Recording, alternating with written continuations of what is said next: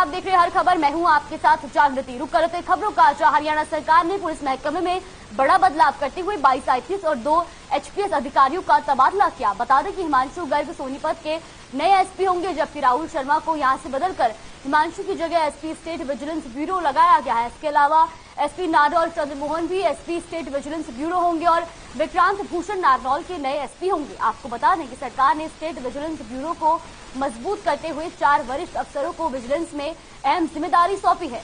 IPS doctor Hanif Qureshi को CP Panchkula लगाया है। इसके अलावा हनीफ नवीन अक्षय ऊर्जा विभाग के महानिदेशक का जिम्मा भी देखते रहेंगे।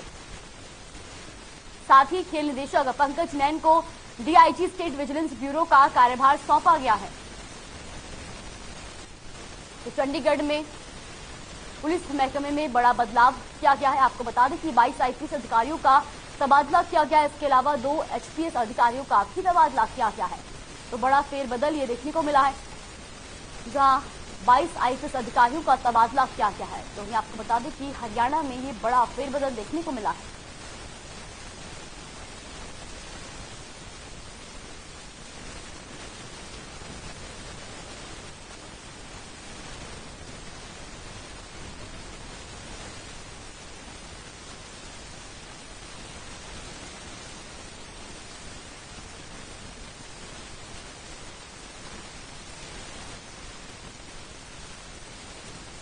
पुनाना में कांग्रेस के विधायक और पूर्व मंत्री मोहम्मद इलियास के बेटे एडवोकेट जावेद खान ने जेजेपी का दामन थाम लिया है। आपको बता दें कि दिल्ली में हरियाणा के उप मुख्यमंत्री दुष्यंत चौटाला ने जावेद खान और उनके सभी साथियों को पार्टी का पट्टा पहनाया और जेजेपी में उनका स्वागत किया। इस दौरान डिप्टी सीएम दुष्यंत चौटाला ने कहा कि पार्टी में शामिल हुए सभी नए साथियों को पूरा मान सम्मान मिलेगा और इनके आने से न केवल पुनाना बल्कि पूरे नूह क्षेत्र में पार्टी को और मजबूती मिलेगी। तो कांग्रेस एमएलए के बेटे जावेद खान ने जेजेपी का दामन थाम लिया। आपको बता दें कि जेजेपी का दामन थामते हुए जावेद खान ने सदस्यता ली है और डिप्टी सीएम दुष्यंत चौटाला ने जावेद खान को जेजेपी की सदस्यता दिलाई है। तो इसके साथ ही उनके कई साथी भी जेजेपी में शामिल हुए हैं और उनकी सदस्यता ली है।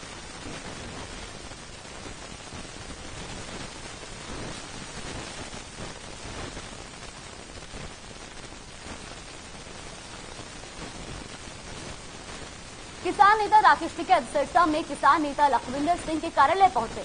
वहीं मीडिया से रूबरू होते हुए राकेश टिकैत ने कहा कि हरियाणा सरकार ने किसानों की 2 मांगों को पूरा किया है। हरियाणा में किसान आंदोलन के दौरान किसानों पर दर्ज हुए मामलों को सरकार ने रद्द कर दिया और किसानों को मुआवजा भी सरकार ने दे दिया है, लेकिन केंद्र सरकार ने अभी तक किसानों की मांगों को पूरा नहीं किया है। टिकैत ने आगे कहा कि कृषि कानूनों सहित तमाम मुद्दों को लेकर सरकार बातचीत करने के लिए आगे आए। केंद्र सरकार से बातचीत के लिए किसान संगठन तैयार है।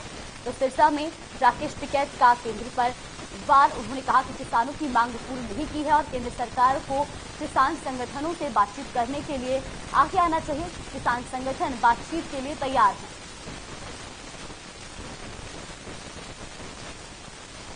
अच्छा, 10 मीटर तो देखो, उन्होंने कुछ काम वे कहते हैं कि भाई हम कर रहे हैं, पर्चे जो दर्ज थे वे वापसी कर रहे हैं और कंपनसेशन दिया है।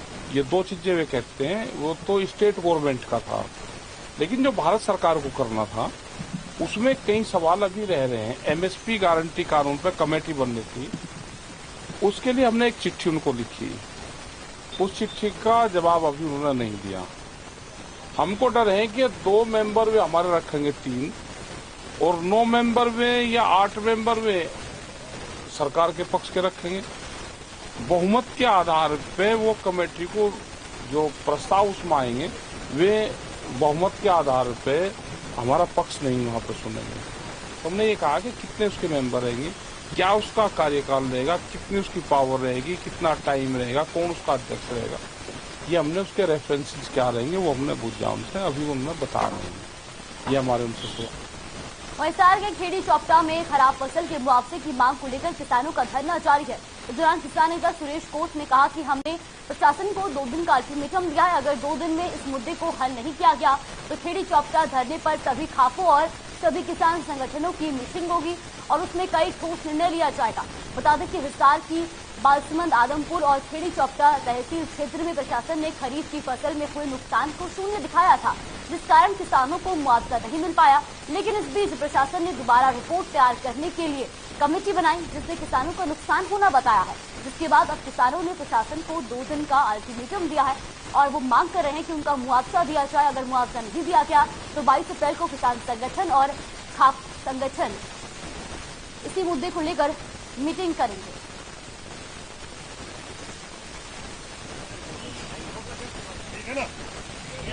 देखिए, प्रशासन ने कहा कि प्रशासन की तरफ से जो कमेटी बनाई गई थी उसकी रिपोर्ट हमने सरकार को दे रखी है, जिसमें किसानों को नुकसान दिखाया गया। हमने कहा आप उनकी रिपोर्ट दीजिए, उन्होंने भारतीय रिपोर्ट दे दी। रिपोर्ट हम थोड़ी विस्तृत है, उसमें किसानों के भी बयान है, उसमें पटवारियों के बयान है, अधिकारियों के बयान है। वो रिपोर्ट थोड़ी विस्तृत है, इसलिए हमने 2 दिन का समय और सरकार को, प्रशासन को दिया है कि 2 दिन के अंदर या तो सरकार संपर्क करके इस मुद्दे को हल करे, वरना 22 तारीख को खेड़ी चौपटा के ऊपर जो धरना लग रहा है, धरने के ऊपर ही सभी खापों की, सभी संगठनों की मीटिंग होगी और उसके अंदर ही कोई सख्त निर्णय लिया जाए। सोनीपत उपायुक्त ललित श्रीवास के नेतृत्व में जिला प्रशासन ने यमुना क्षेत्र का दौरा किया। ये दौरा मानसून क्षेत्र से पहले बाढ़ नियंत्रण करने के लिए किया गया। सोनीपत से गुजरने वाली यमुना क्षेत्र में मानसून सत्र से पहले ठोकरें रिपेयर और नई ठोकरें लगाने के लिए जिला प्रशासन हर साल जिला उपायुक्त के नेतृत्व में एक दौरा करता है और इसी कड़ी में जिला प्रशासन ने यमुना क्षेत्र का दौरा किया है। तो सोनीपत उपायुक्त ललित श्रीवास ने निरीक्षण किया, जहां बाढ़ नियंत्रण को लेकर दिशा निर्देश भी उन्होंने दिए हैं। साथ ही यमुना क्षेत्र का दौरा कर वहां की स्थिति को जाना और उपायुक्त ललित सचिव ने वहां का निरीक्षण भी किया और साथ ही साथ निर्देश भी दिए।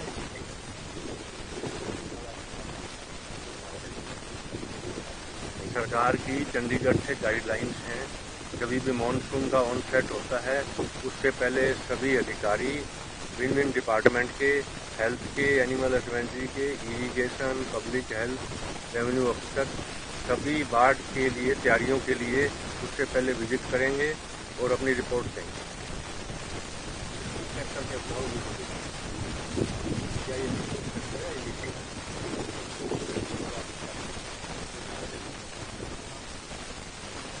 जम्मू कश्मीर के काकापुरा में हुए आतंकी हमले में शहीद हुए सुरेंद्र अहलावत का पार्थिव शरीर उनके गांव भमबेवा पहुंचा, जहां सैनिक सम्मान के साथ अंतिम संस्कार किया गया। इस दौरान सुरेंद्र की अंतिम यात्रा में सैकड़ों लोग शामिल हुए। वहीं आरपीएफ के जवानों ने मातमी धून के साथ हवाई फायर कर शहीद सुरेंद्र को अंतिम सलामी दी और 18 साल के बेटे सिद्धार्थ ने मुखाग्नि दी। बता दें कि शहीद सुरेंद्र के अंतिम संस्कार में राज्यसभा सांसद दीपेंद्र सिंह हुड्डा, विधायक रघुवीर सिंह कादियान, विक्रम सिंह कादियान, विधायक बलराज कुंडू, जय सिंह अहलावत और प्रशासन के आला अधिकारियों ने श्रद्धांजलि दी। सदन में आरपीएफ हवलदार सुरेंद्र अहलावत शहीद होने के बाद उनको सैनिक सम्मान के साथ श्रद्धांजलि दी गई, उनका अंतिम संस्कार किया गया। तो जम्मू कश्मीर में हुए आतंकी हमले में आरपीएफ हवलदार सुरेंद्र अहलावत शहीद हुए थे, जिसके बाद उनका पार्थिव शरीर गांव लाया गया और पूरे सैनिक सम्मान के साथ उनका अंतिम संस्कार किया गया।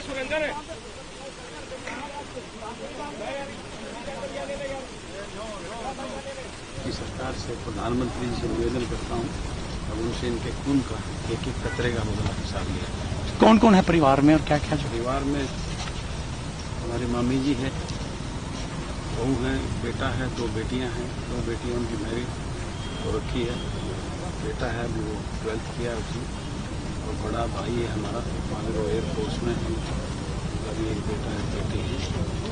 ये परिवार, मामा जी कई साल हो गए उनको डेथ हो गई थी, बाकी तो सब है, लेकिन आज हमारा भाई नहीं है हमारे बीच।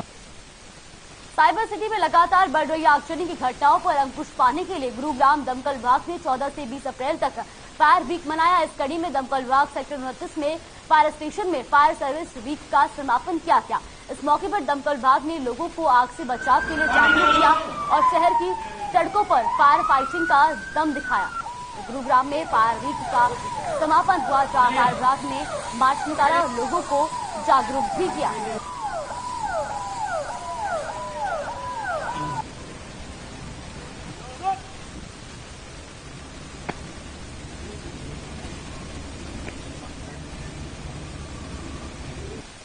हमारा जो 14 अप्रैल से 20 अप्रैल तक फायर सेफ्टी वीक होता है और आज उसकी क्लोजिंग सेरेमनी थी।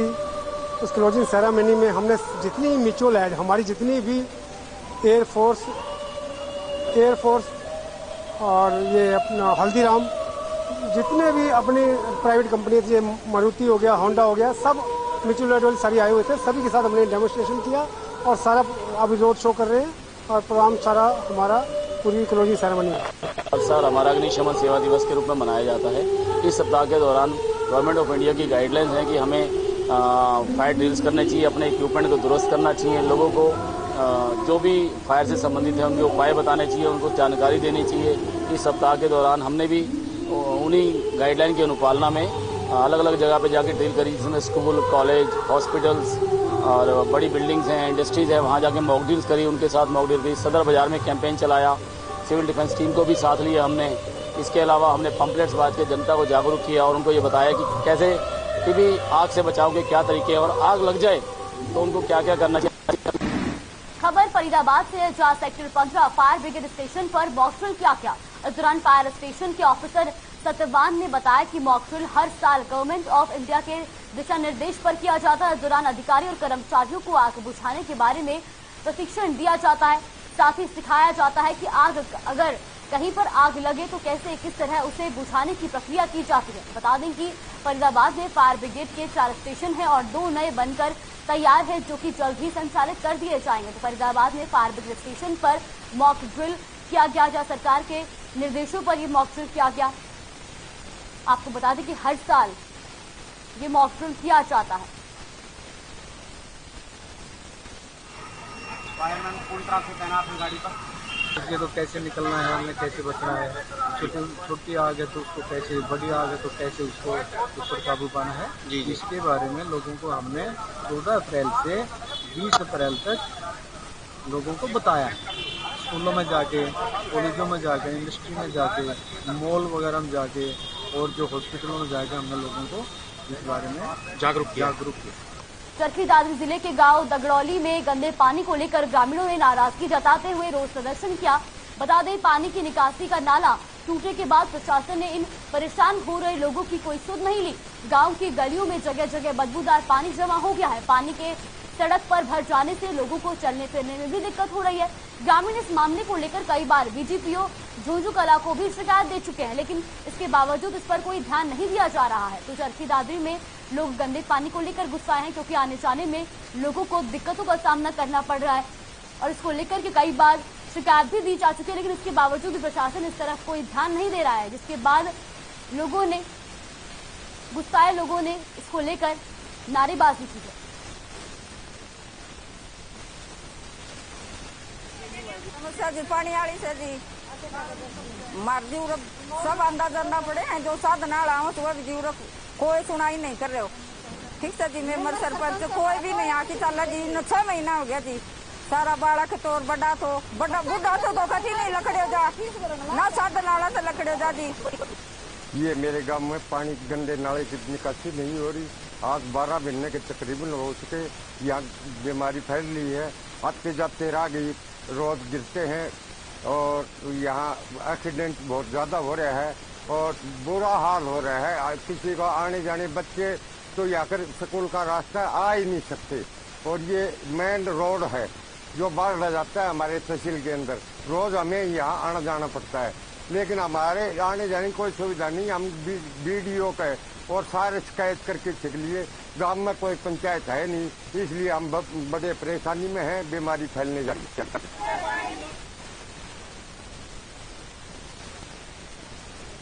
खबर पलवल से है, जहां होडल, हसनपुर और हथीन के सरल केंद्रों के कंप्यूटर ऑपरेटरों ने अपनी मांग को लेकर तहसीलदार को ज्ञापन सौंपा है।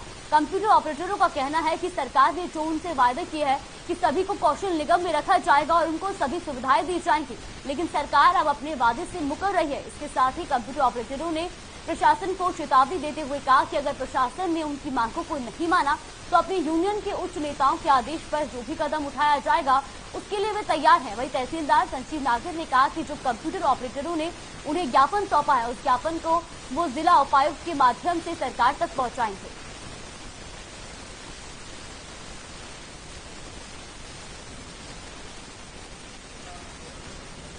देखो ये हमारे सरल केंद्र में काम करते हैं सभी, और इन सभी ने अपने प्रोग्रामों के माध्यम से उनके साथ रहकर सरकार से डी साहब के माध्यम से डी साहब से वो कुछ मांग रखना चाहते हैं और उन्हीं के बारे में ये ज्ञापन दिया गया जिसमें रिक्वेस्ट करते हैं दीजिए। हमारी मांग ये है कि जो भी DITS के कर्मचारी हैं, चाहे वो DITS के माध्यम से लगे हों या आउटसोर्स के माध्यम से लगे हों, सरकार उन सब पे DITS के जो बायलॉज हैं उनको लागू करे। और जो अभी सरकार ने जो निगम बनाया हरियाणा कौशल रोजगार निगम, हमें इसमें ना ले जाकर हमारे DITS के बायलॉज को हमको लागू करके हमें 58 साल तक की सेवा की गारंटी प्रदान करे। इसी प्रकार SSA और NRHM में बायलॉज आए हैं और उनके कर्मचारियों पर बायलॉज लागू हुए हैं और उनकी तनख्वाहें सैलरी बढ़ी है। आज की महंगाई के समय में बहुत कम भत्ते पे हमारे कंप्यूटर ऑपरेटर जूनियर प्रोग्रामर काम कर रहे हैं, जबकि ऐसा माना जाता है कि कंप्यूटर ऑपरेटर और जूनियर प्रोग्रामर प्रशासन की रीढ़ की हड्डी है, परंतु इस रीढ़ की हड्डी को ही कोई देख नहीं रहा है और हम बहुत अपेक्षा के शिकार हो रहे हैं, उपेक्षा के। और बस आपके माध्यम से सरकार से ये कहना चाहते हैं कि हम दिन रात बहुत लगन के साथ मेहनत करके सरकार के सारे प्रोजेक्टों को बहुत ऊपर ले जा रहे हैं। सरकार कई बार हमारे जो IT विभाग, जो IT की पॉलिसीज है, IT के जो पोर्टल बने, उन पर सरकार कई बार राष्ट्रीय स्तर पर पुरस्कार ले चुकी है। फतेहाबाद के रोडवेज डिपो पर युवाओं ने हंगामा किया। बता दें कि आवेदन करने आए युवकों ने आवेदन लेने पर लगी रोक से नाराजगी जताई है। कौशल रोजगार पोर्टल पर चालक, परिचालक और अन्य पदों की भर्तियों के रजिस्ट्रेशन के लिए आवेदन मांगे गए थे। युवाओं का कहना है कि आवेदन की अंतिम तिथि 21 अप्रैल है, लेकिन इससे पहले ही आवेदन लेने पर रोक लगा दी गई है। हंगामा कर रहे युवाओं में सिरसा से और फतेहाबाद के आसपास के युवा भी शामिल है। तो रोडवेज डिपो पर युवाओं ने जमकर हंगामा किया है। तो नौकरी के लिए आवेदन करने पहुंचे युवाओं ने हंगामा किया है, क्योंकि उनका कहना है कि आवेदन भरने की जो जमा करने की तारीख थी वो 21 अप्रैल थी, लेकिन अभी से आवेदन लेने से मना किया जा रहा है और इसी को लेकर के वहां पहुंचे युवा भड़क गए।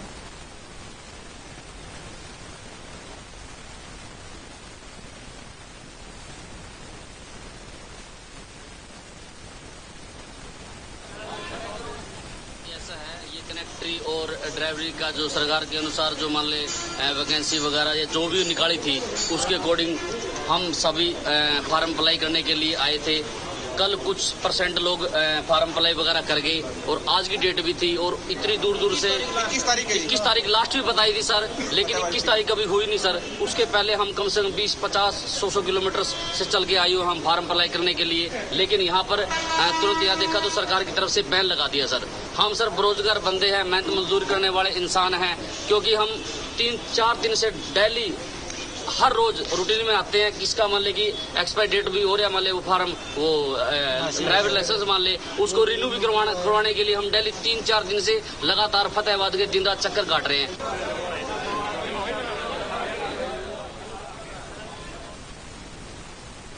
बहादुरगढ़ में गाड़ी छीने गए फाइनेंस कंपनी के रिकवरी एजेंट को गोली मारने का मामला सामने आया है। गोली लगने से रिकवरी एजेंट गंभीर रूप से घायल हो गया, जिसे बहादुरगढ़ के एक निजी अस्पताल में इलाज के लिए भर्ती करवाया गया है। वही आरोपी वारदात को अंजाम देते ही मौके से फरार हो गया।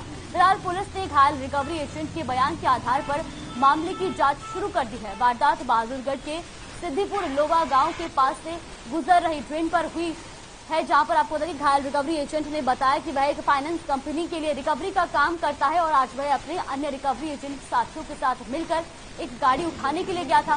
पंजाब नंबर की गाड़ी कंफर्म होने के बाद जैसे ही रिकवरी एजेंटों ने उस गाड़ी चालक को रोकने का इशारा किया और अपनी गाड़ी आगे अड़ाई, तो उसमें सवार 4-5 युवकों ने डस्टर गाड़ी में सवार रिकवरी एजेंटों पर गोली चला दी।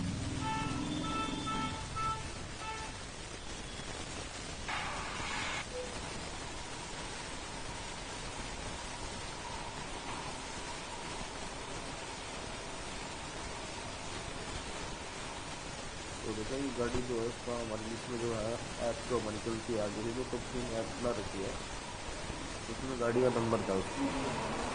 तो हमने गाड़ी को रुकवाया, उन्होंने जैसे कि मतलब थोड़ी गाड़ी पहले तो रोकी नहीं, आगे जाने के बाद में उन्होंने जो ये गाँव है उसका पता नहीं गाँव का नाम क्या है इसका, ये गाँव से निकलने के बाद उन्होंने गाड़ी रोकी और अचानक हाथापाई शुरू कर दी, फायरिंग स्टार्ट कर दी।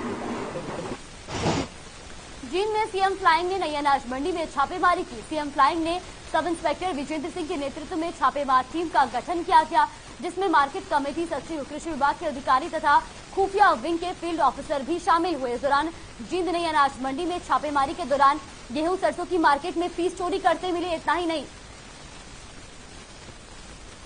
जांच के दौरान बिना गेट पास के गेहूं मंडी में पाई गई अनाधिकृत खाद के गोदाम से 1500 कट्टे खाद के भी बरामद हुए। आपको बता दें, कृषि विभाग की टीम ने गोदाम को सील कर दिया है। वहीं 1 महीने तक आड़ती के लाइसेंस को भी रद्द कर दिया गया है। सीएम फ्लाइंग को गुप्त शिकायत मिली थी कि अनाज मंडी में बिना गेट पास के गेहूं लाया जा रहा है, तो जींद में नई अनाज मंडी में सीएम फ्लाइंग ने छापेमारी की, जहां फीस चोरी करते आड़ती मिले, तो वही आड़ती का 1 महीने के लिए लाइसेंस भी रद्द कर दिया गया है।